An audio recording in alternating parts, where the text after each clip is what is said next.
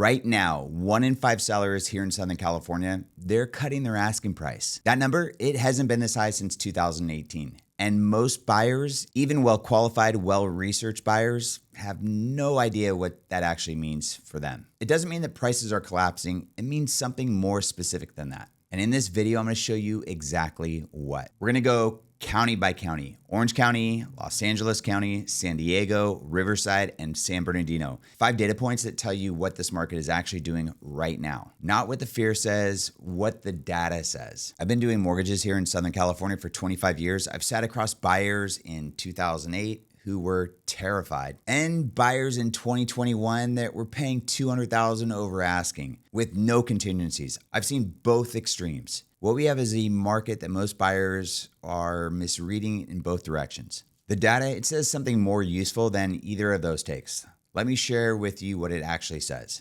Here's what we're gonna cover: home values, where prices actually are, and what 26 years of data tells you. Price cuts, what 1 in 5 sellers reducing their price actually means for your negotiating position. Inventory, how much has changed since 2022. Days on market, how much time you actually have. What you need to earn, and I'm gonna be real conservative on this, and why that number is moving in your favor. And the cost of waiting, what 5-year growth data actually says about sitting on the sideline. So let's get into it.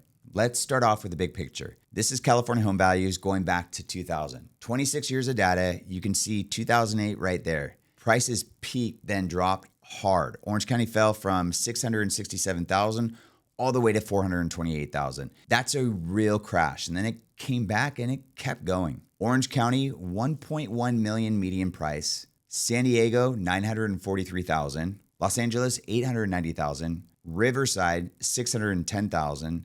San Bernardino, 537,000. These are all near all-time highs. The market hasn't collapsed, but it definitely has changed. And the change is actually meaningful for you buyers right now. Now, here's the number that most buyers are completely missing. 20% of California home listings have had a price reduction. To understand why that matters, look at where it was in 2021, 7.1%. In 2021, sellers had almost total control. Offers over asking, waiving inspections, competing with 5 to 10 different buyers. Today, 1 in 5 sellers is cutting their price above the 16.7% historical average. What does that mean practically? It means that sellers are negotiating. It means if a home is overpriced, not priced right, it's sitting. It means you can ask for repairs, credits, concessions in a way that you would have gotten completely laughed at 3 years ago. That is a real memorable shift in your favor. And most buyers, they're just not acting on it because they're waiting for the news to tell them that it's safe. The inventory story, it goes well with the price cut story. 2022, California had 29,000 active listings. 2026, over 65,000, more than double. Orange County specifically went from 1,731 to nearly 4,000 listings. But I gotta be very honest with you about something. 4,000 listings in OC is not a flood. Before the pandemic, OC had nearly 7,000. This is just a normalization, not an oversupply. But for the right buyer, more choices, it means more leverage. In 2022, the average California home sold in 27 days. 2026, 44 days. So you have a little more time to run your inspections, time to get your financing right, and time to make an offer based on the value, not based on fear of losing it tomorrow. Now let's talk about the number that's quietly been changing and most people haven't noticed. The income you need to qualify for a home in each of these counties. And I'm gonna be extremely conservative, probably Dave Ramsey conservative, and use a very, very low debt to income ratio. So don't let these numbers freak you out. Orange County, the average household income potentially needed right now is around $326,000. Los Angeles, $247,000. San Diego, $262,000.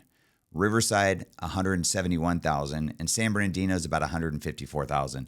Those are significant numbers. And again, they're very conservative, but I'm not minimizing them. But here's what the data is showing. The headlines that are missing, every single one of those numbers peaked in 2025. And every single one of those has come down since then. Orange County peaked at $336,000. Now it's $326,000. $10,000 of improvement in 1 year. Every county, same direction, declining from the peak. This is kind of what a market correction looks like. When it happens quietly without headlines, gradual improvement without a crash, that combination creates a window for well-positioned buyers. And unfortunately, it doesn't stay open forever. Orange County real estate, up 44% over the last 5 years. Let me put that in real numbers. A 1.1 million home in Orange County 5 years ago is worth approximately 1.5 million today. That's 336,000 in equity, not from renovations, not from timing the market perfectly, just from owning. So every year someone spent waiting, analyzing, hesitating, watching rates,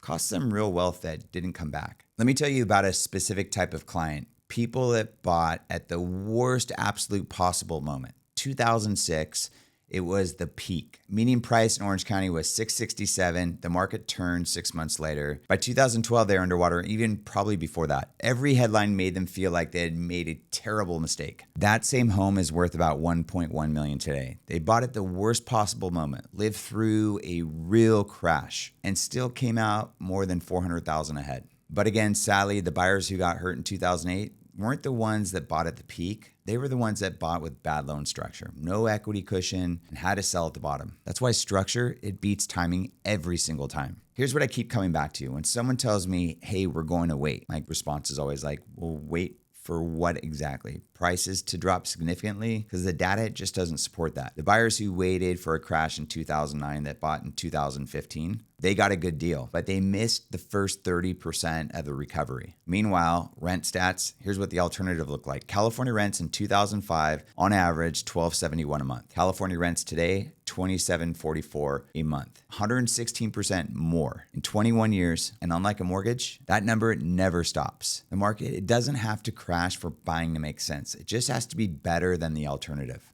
Let me share something with you that's concrete, because Southern California is just not one market. It's 5 very different conversations.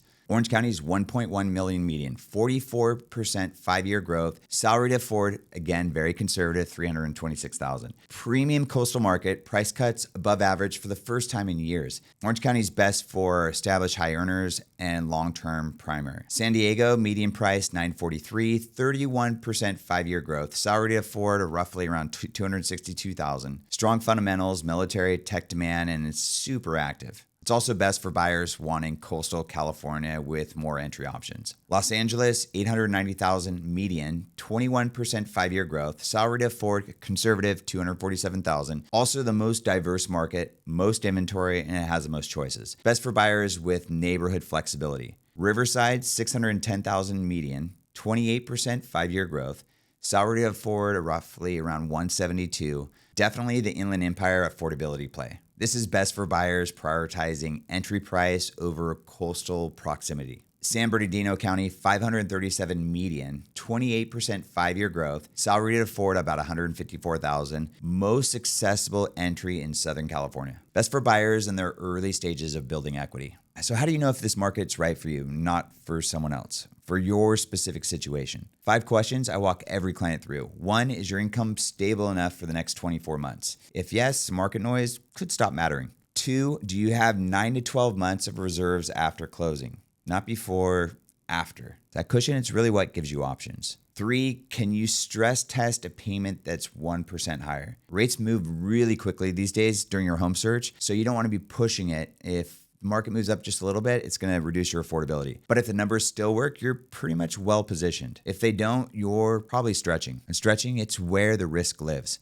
Number 4, are you buying on a 5-year plus year horizon? Every 5-year period in SoCal history, it's ended up higher than it started, including the one that started in 2006. 5, are you waiting because of the data or because of anxiety? I've watched brilliant financial, sophisticated people wait themselves out of this market for 3 years because anxiety felt like discipline. And I think you'd agree with me, they're not the same thing. So here's my honest summary. Southern California real estate in 2026, it's not the frenzied seller's market of 2021. It's not the crash that everyone keeps talking about on YouTube. It's just a market that's quietly shifted in ways that create real opportunity for buyers who are prepared and paying attention. Price cuts at their highest level since 2018. Inventory more than doubled 2 years ago, which is a good thing because we're still not very high yet. And affordability keeps improving from its peak in 2025. And a 26-year track record that says California real estate rewards the patient and, yep, the prepared. That is what 3 decades and 5 data points tell you. Drop a comment below. Tell me what county you're watching and where you're at the process. And if this gave you something useful, maybe you share it with someone who's trying to make the same decision. And if you wouldn't mind liking, subscribing, I'd appreciate it.